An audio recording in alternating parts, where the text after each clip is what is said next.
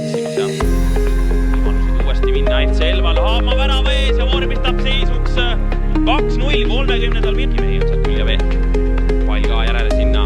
Kerkivad mehed ja nüüd on ristnurgas pall. Nüüd on Elval võimalus minna. Kutia värava ees olemas ka. Saab palli endale ja vormistabki seisuks 3-1. Viiekastis leidmas, kuid Flora kaitse oli vahel ja sestap jäi see väga ohtlik olukord ikkagi praegu kaitseks.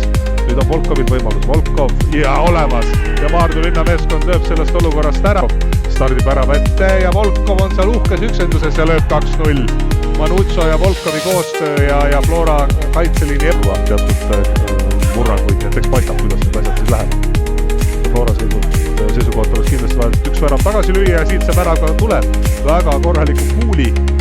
Palts on seal tema vastas. Volkov ja Manucho lööb 3-1 ja see on jällegi see, mida Maardu teeb väga hästi. Ohtlik vastab. Ja siit tuleb Evadia. Saanud veel lööki.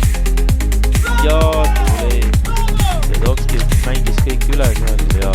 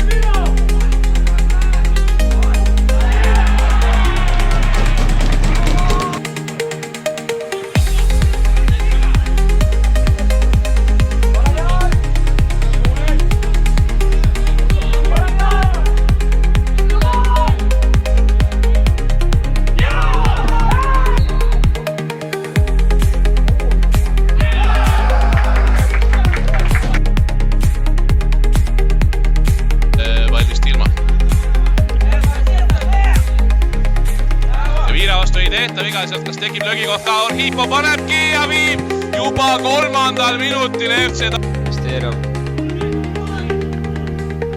Vasakule äärelise Osvald Toome võtab Soissit ette ja Toomel hakkab löögikoht ka tekkima ja tekibki ja paneb ära ja FC